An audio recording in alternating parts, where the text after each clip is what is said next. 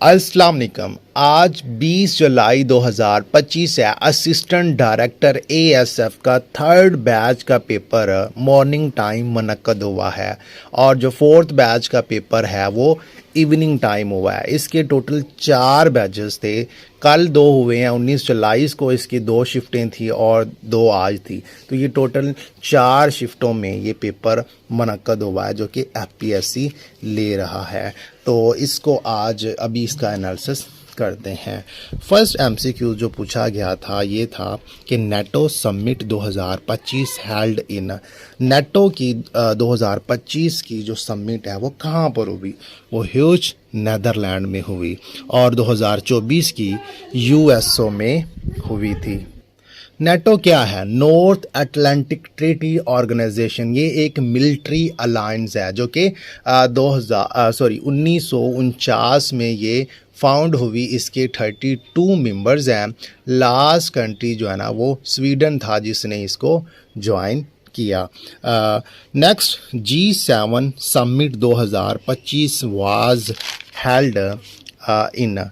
तो 2000 जो G7 है उसकी 2025 की जो समिट है वो कहाँ पर हुई? तो इसका सही आंसर है 15 से 17 जून कनाडा में और 2024 की जो समिट थी वो 13 से 15 जून इटली में हुई थी। अब G7 क्या है? G7 यानी ग्रुप ऑफ 7 दुनिया की 7 बड़ी तरक्की याफ्ता माशरों का एक ग्रुप है जिसमें USA, UK, France, Germany, Italy, Japan, Canada है। इसका हेडक्वार्टर कोई मुस्तकिल नहीं है और ये 1975 में फाउंड हुई। उसके बाद USA and Russia talk was held in which country to end Ukraine war. तो अमेरिकी और रूसी हकाम ने यूक्रेन में जंग ख़त्म करने के हवाले से बातचीत सऊदी अरब के शहर रियाज में की थी। कब? On 18 February 2025।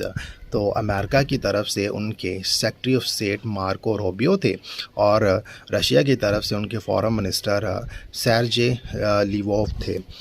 उसके बाद चौथा एमसीक्यूज़ है ज़ुन्नूरैन इज़ द टाइटल ऑफ। तो ये हज़रत उस्मान रज़ियल्लाहु तआला अन्हु का टाइटल है। इन्हें जामिउल कुरान भी कहते हैं। हज़रत मोहम्मद सल्लल्लाहु अलैहि वसल्लम की 2 साहबजादियाँ हज़रत ज़ैनब और उम्मे कुलसूम की शादी हुई थी इनसे, इसलिए इनको ज़ुन्नूरैन कहा जाता है यानी 2 नूरों वाला। ज़कात इज़ एक्सप्लिसिटली डिस्क्राइब्स इन विच सूरा। तो ये सूरत तौबा है। ज़कात के जो मसारफ़ है ना इसमें मेंशन किए गए हैं। Change the voice, promise should be kept, one should keep once promise. इसका सही आंसर था। Which country is currently facing A genocide case at the international court of justice. तो ये इसराइल है और ये कि इसके ख़िलाफ़ जो केस फाइल किया था वो साउथ अफ्रीका ने फ़ाइल किया था। ये भी क्वेश्चन बना है। आगे एक वर्ड है उसका सिनोनिम्स पूछा है। तो इसका मीनिंग है गुमराह कुन और ये इसके सिनोनिम्स हैं जो बन सकते हैं। मैंने यहाँ पर मेंशन कर दिए हैं। नेक्स्ट नोवा एमसीक्यूज़ है who was first leader of Islamic navy. तो वो हज़रत माविया इब्ने अबी सुफियान थे। ये नेवी के पहले जो है ना ये लीडर थे। यानी जो बहरी बेड़े हैं सबसे पहले किसने बनवाए? तो वो हज़रत माविया ने बनवाए। Battle of Mutah was fought at which place. तो ये मूता इज़ ए टाउन जो है ना ये जॉर्डन है। 8 हिजरी को हुई। तो ये जो है ना एक शहर है किसका? जॉर्डन का। उसके बाद SIFC स्टैंड फॉर। तो इसका मीनिंग है special investment facilitation council. SIFC का क़याम जून 2023 में पाकिस्तान में अमल आया। मकसद क्या था? कि मुल्क में सरमायाकारी को फ़रोग़ देना। उसके बाद है abstemious, meaning in Urdu self control यानी इतदाल पसंदी या परहेज़ इसका मतलब है। उसके बाद meaning of idiom Joy of spring, तो फीलिंग वेरी हैप्पी इसका आंसर था। उसके बाद एक वर्ड है इसका सिनोनिम्स पूछा है। तो इसका मीनिंग होता है डांटना और नीचे मैंने इसके सिनोनिम्स और एंटोनिम्स यहाँ पर मेंशन कर दिए हैं। उसके बाद 15वां एमसीक्यूज़ था मोट ऑफ कोप 27। तो कोप क्या है? कॉन्फ्रेंस ऑफ ऑल पार्टीज़ 27, इसके बारे में पूछा गया है। तो इसका ये वाला मोटो था, यानी टुगेदर फॉर इम्प्लीमेंटेशन। तो उसके बाद जो कोप 28 थी उसका मोटो था unite, act and deliver. Name the company of Elon Musk. Elon Musk की कंपनी के नाम स्पेस एक्स है, टेस्ला है और INC है। उसके बाद नेक्स्ट क्वेश्चन था, which country is the first to recognise Taliban government of Afghanistan formed in 2021। 2021 में अफ़गानिस्तान में तालिबान की जो हुकूमत आई उसको सबसे पहले किसने तस्लीम किया? तो उसको रशिया ने तस्लीम किया था। Retirement age of supreme court of जज, तो वो 65 साल है। यानी सुप्रीम कोर्ट ऑफ के जो जज हैं वो 65 साल के बाद जो है ना वो रिटायर हो जाते हैं। नेक्स्ट एक वर्ड है रेंसिक मीन्स, तो इसका मतलब लूट मार करना। तो नीचे मैंने इसके मीनिंग भी लिख दिए हैं। हदीस कुदसी क्या होता है? वो हदीस हैं जिनके अल्फाज नबी करीम सल्लल्लाहु अलैहि वसल्लम के हैं, लेकिन इनके मायने अल्लाह ताला की तरफ से वही किए गए हैं। नेक्स्ट मैथ का क्वेश्चन था 0.001 इंटू 0.01। तो मैंने इसको यहाँ पर मल्टीप्लाई कर दिया है। आसान वर्ड में याद रखना है, तो आप सिफरें काउंट कर लो, उतनी ही आप आंस में मेंशन कर देना। उसके बाद ईडियम है टू किक द स्टॉर्म। तो मे बी ये गलत था, किक अप ए स्टॉर्म ये बनता है, तो इसका मतलब है शोर शराबा करना। नेक्स्ट है the old name for the ECO या इकोनॉमिक कोऑपरेशन ऑर्गेनाइजेशन। ECO ये 1985 में फाउंड हुई।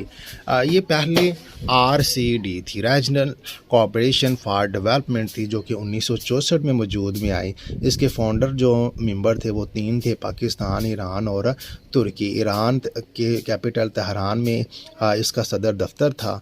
बाद में वसी एशियाई ममालिक, काज़ाकिस्तान, इस तरह के वो इसमें शामिल हुए, तो 10 ममालिक बन गए और 85 में ये ECO बन गई। ट्रुथ वर्ड इन अरेबिक, तो अल हक मीन हकीकत।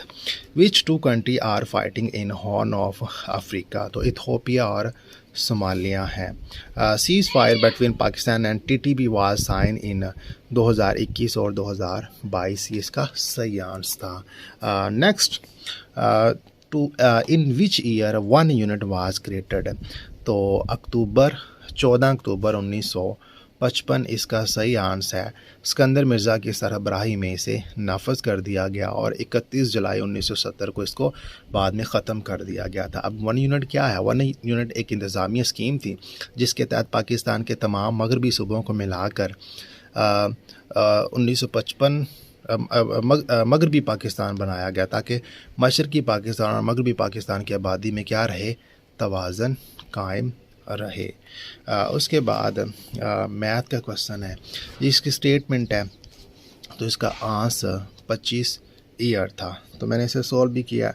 B की उम्र x है, तो A की उम्र जो है ना वो x-3 बनती है। अकॉर्डिंग टू स्टेटमेंट C की उम्र x-3 + 6 मीन कि x+3 बनी। तो यहाँ से वैल्यू निकालनी थी किसकी? C की। तो फर्स्ट ऑफ़ ऑल तो हम x की वैल्यू निकालते हैं ना, सबको जमा कर देते हैं।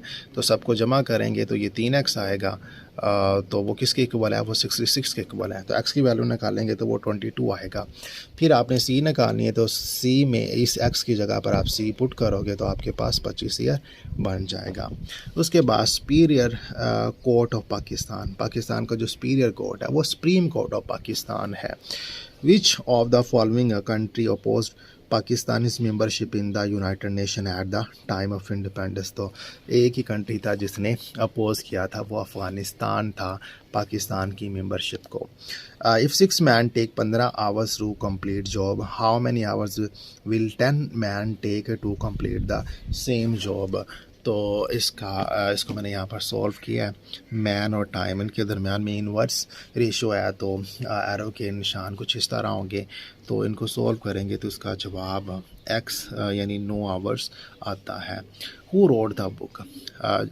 Journalist, leader and creator of Pakistan. तो ये कायदे आज़म के बारे में है। तो ये किताब किसने लिखी? सिकंदर हयात ने लिखी थी। What was the main reason for Pakistan worst economic crisis in 2023? Balance of payments crisis and foreign reserve depletion. The flood of 2022 have affected how many people in Pakistan. तो ये जो फर्स्ट बैच का पेपर था उसमें भी ये क्वेश्चन बना था। 33 मिलियन लोग जो है ना अफेक्ट हुए। ये पाकिस्तान की तारीख का सबसे शदीद सैलाब था जिसमें 3 करोड़ 30 लाख अफराद जो थे वो मुतासर हुए थे। 1700 के करीब इसमें अमवात हुई। ये सिंध, बलूचिस्तान और जनूबी पंजाब के इलाके को इसने अफेक्ट किया था। Who was the first president of Pakistan? तो ये सिकंदर मिर्ज़ा थे और ये लास्ट गवर्नर जनरल भी थे। अब ये क्वेश्चन बनता होता है पाकिस्तान का जो फर्स्ट गवर्नर जनरल और लास्ट कौन है? तो फर्स्ट कायदे आज़म थे और लास्ट जो थे वो सिकंदर मिर्ज़ा थे। ये भी क्वेश्चन बना है कि कितने गवर्नर जनरल गुजरे हैं? तो 4 गुजरे हैं। तो ये लास्ट था और पहला प्रेसिडेंट था। तो ये मीर जाफ़र की नस्ल से था जिसने जंग प्लासी में सिराजुद्दौला से गद्दारी की थी। अब सिकंदर मिर्ज़ा ने किताब भी लिखी थी प्लासी टू पाकिस्तान। तो ये भी क्वेश्चन बना है। When did the holy prophet visit Taif? 10 नबवी। How many general seat are there in the national assembly of Pakistan? तो ये 266।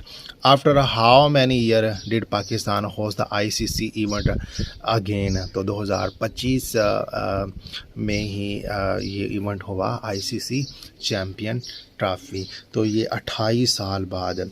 अब ICC का फाउंड हुई थी, 1909 में फाउंड हुई थी। इंपीरियल क्रिकेट कॉन्फ्रेंस इसका नाम था। फाउंडिंग मेंबर में इंग्लैंड, ऑस्ट्रेलिया, साउथ अफ्रीका था। इन 1989 में इसका नाम चेंज कर दिया, इंटरनेशनल क्रिकेट काउंसिल रख दिया। पाकिस्तान ने 1996 में आखिरी बार ICC का बड़ा इवेंट भारत और श्रीलंका के साथ मिलकर होस्ट किया था। इसके बाद पाकिस्तान ने 2025 में ICC चैम्पियन ट्रॉफी की मेज़बानी की है। नेक्स्ट 39 MCQs है। Who win the most recent general election held in India? तो वो सबको पता है, नरेंद्र मोदी है। इसकी जो पार्टी है वो BJP है। BJP जो है ना वो 6 अप्रैल 1980 को फाउंड हुई। मरकज़ी दफ्तर इसका दिल्ली में है। करंट लीडर इसका जो है नरेंद्र मोदी है। प्रेसिडेंट की बात करें तो वो JP नड्डा है। इंतखाबी निशान जो है ना इनका कमल का फूल है। In which year was the 1 unit scheme created in Pakistan? तो ये रिपीट हो गया 1955 में। तो बाकी जैसे ही क्वेश्चन मिलेंगे इंशाल्लाह ताला वो मैं आप लोगों के साथ शेयर करूँगा। अभी के लिए अल्लाह हाफिज़। Thank you very much.